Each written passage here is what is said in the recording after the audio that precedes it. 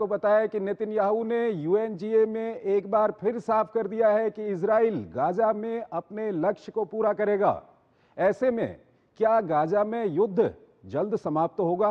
क्या इसके लिए अमेरिका इजराइल को मना पाएगा, या फिर इजराइल अमेरिका को दरकिनार कर अपने अभियान को और आक्रामक करेगा और गाजा के बाद वेस्ट बैंक पर भी पूर्ण कब्जे की ओर आगे बढ़ेगा?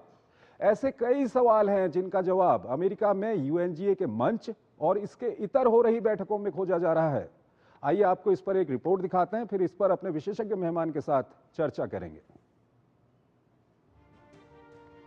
एक तरफ यूरोपीय देश फिलिस्तीन को एक स्वतंत्र देश के रूप में धड़ाधड़ मान्यता देकर, तो दूसरी ओर अरब देश एक मंच पर आकर इजराइल और अमेरिका पर दबाव बनाने की कोशिश में जुटे हैं। अमेरिकी राष्ट्रपति डोनाल्ड ट्रंप का ताजा बयान इजराइल के लिए बड़ा झटका माना जा रहा है। उन्होंने कहा है कि वो इजराइल में प्रधानमंत्री बेंजामिन नेतन्याहू को वेस्ट बैंक पर कब्जा करने की अनुमति नहीं देंगे। ट्रंप का ये बयान सोमवार को नेतन्याहू के साथ होने वाली उनकी मुलाकात से पहले आया है। हालांकि इजराइल के धूर्त दक्षिणपंथी नेताओं ने ट्रंप के इस बयान को दरकिनार कर आगे बढ़ने की नेतन्याहू से अपील की है। मंगलवार को मुस्लिम देशों के नेताओं से मुलाकात के दौरान ट्रंप से पश्चिमी तट को इजराइल से रोकने की अपील की गई थी।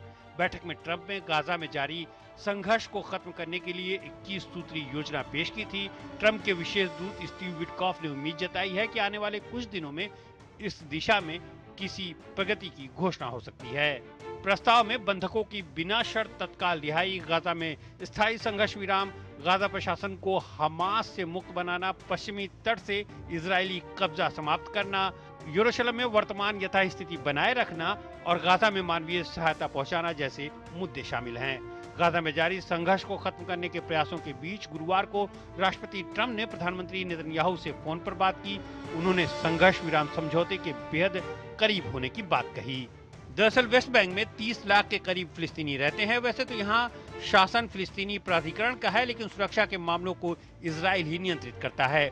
1967 के युद्ध में इजराइल ने वेस्ट बैंक पर कब्जा कर लिया था और 100 से अधिक बस्तियां बसा चुका है, जिनमें लगभग 5 लाख लोग रहते हैं। इस बीच मीडिया में दावा किया जा रहा है कि ब्रिटेन के पूर्व प्रधानमंत्री टोनी ब्लेयर संघर्ष विराम के बाद गाजा में संक्रमणकालीन प्राधिकरण का नेतृत्व करने के बारे में चर्चा में शामिल रहे। अमेरिका की ओर से वीजा रद्द किए जाने के बाद फिलिस्तीन के राष्ट्रपति महमूद अब्बास ने वीडियो संदेश में कहा कि जंग समाप्त होने के बाद गाजा पर शासन करने में हमास की कोई भूमिका नहीं होगी और उसे अपने हथियार सौंपने होंगे। उन्होंने इजराइल पर हमास के हमलों की निंदा की, तो वहीं इजराइल द्वारा गाजा पर जारी हमलों पर गुस्सा जाहिर किया।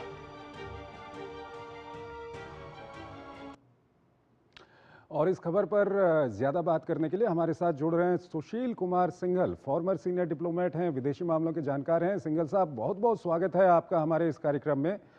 सिंघल साहब, पहली बात तो यह है कि नेतन्याहू ने यूएनजीए में अपने संबोधन में ये साफ कर दिया है कि इजराइल गाजा में नहीं रुकेगा, अपने लक्ष्य को प्राप्त करेगा। किस तरह से देखते हैं इसको? देखिए, इजराइल का उद्देश्य मेरे ख्याल से जो है, खासकर गाजा में उनका जो उद्देश्य है वो ये है कि हमास की जो एग्जिस्टेंस है वो उसको पूरी तरह से खत्म कर दिया, नस्ते नाबूद कर दें वो, और उनके जो बंधक हैं उनको वो छुड़वा लें। और जैसे तरह के आपने अभी रिपोर्ट में भी दिखाया कि वो रिक्वेस्ट कर रहे हैं कि हम बात करना चाहते हैं, लेकिन ये क्या हो पाएगा, ये एक समस्या, एक सवाल है। क्योंकि अभी तक इजराइल जितने भी अटैक किए हैं, जिस तरह से भी उनको एक तरीके से पूरी तरह कब्जा किया हुआ है, उसके बावजूद हमास की प्रेजेंस को वो खत्म नहीं कर पाए हैं।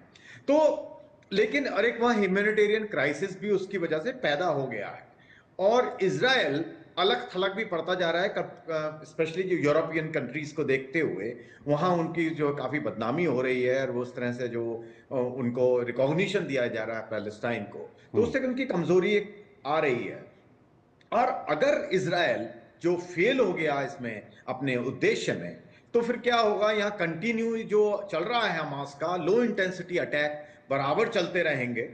और मेरे जो अभी जैसा कि अभी इंडिकेशन दिया आपने अपनी उसमें रिपोर्ट में कि प्रेसिडेंट इजराइल भी और पैलेस्टीनियन अथॉरिटी भी, प्रेसिडेंट अब्बास ने जैसा अभी बोला, और प्रेसिडेंट ट्रंप भी, वो इस तरफ कोशिश कर रहे हैं कि जो लड़ाई जब बंद हो तो उसमें एक एडमिनिस्ट्रेशन बने, वो इंटरनेशनल लेवल का हो और इसमें हमास का कोई रोल नहीं हो। लेकिन हमास को हटाने में क्या संभव हो पाएगा उनको उसके बिना, ये एक बहुत बड़ा क्वेश्चन मार्क है। यहाँ पे ये काफी महत्वपूर्ण है कि महमूद अब्बास वहां पर जाकर कहते हैं कि हमास को वहां पर हथियार छोड़ने पड़ेंगे, हमास का वहां पर कोई रोल नहीं होगा। हमास कहता है ऐसा नहीं है, हमारा रोल होगा। वो महमूद अब्बास का विरोध करता है। और दूसरा जो दक्षिणपंथी राजनेता है इजराइल में, वो कहते हैं कि जो इजराइल है उसको वेस्ट बैंक में भी अपना अभियान चलाना चाहिए। ट्रंप कहते हैं कि वो वेस्ट बैंक में नहीं चलाने देंगे इजराइल को। इसको कैसे देखता है? देखिए, बात ये वही मैं उसी बात पर कह रहा था मैं कि ये जो सब कह रहे हैं वो प्रैक्टिकली कितना हो पाएगा, क्योंकि हमास को इतने अब 2 साल पहुंच चुके हैं, तीसरा साल चल रहा है ऑलमोस्ट, कि अभी तक उनको खत्म नहीं कर पाए। उनकी लीडरशिप अभी तक कतार में इंटैक्ट है।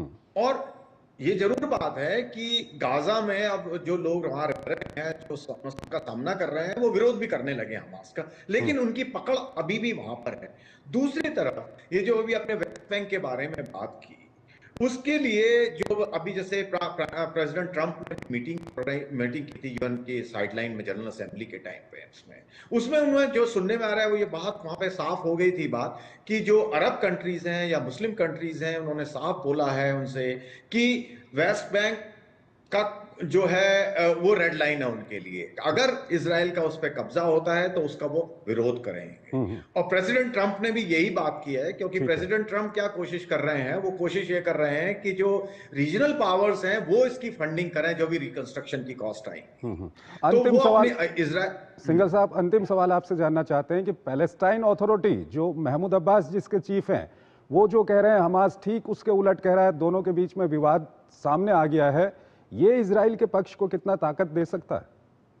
देखिए, ऐसा है कि बात यह है कि जो प्रेसिडेंट अब्बास कह रहे हैं वो बिल्कुल वही बात कह रहे हैं जो इजराइल कह रहा है, लेकिन समस्या ये है कि वो क्या एनफोर्स कर सकते हैं? तो उनमें ताकत तो नहीं है एनफोर्स करने की। वो कह तो रहे हैं, लेकिन जब ग्राउंड रियलिटी ये है कि वो खुद एनफोर्स नहीं करते, उनके पास अथॉरिटी नहीं है। वो डिमांड कर रहे हैं जो इजराइल डिमांड कर रहा है, लेकिन ताकत जो कैपेसिटी है वो केवल इजराइल में है, या फिर अगर अरब कंट्रीज तैयार हो जाएं सब काम करने के लिए, जो कि एक बड़ा मुश्किल लग रहा है मुझे इस वक्त।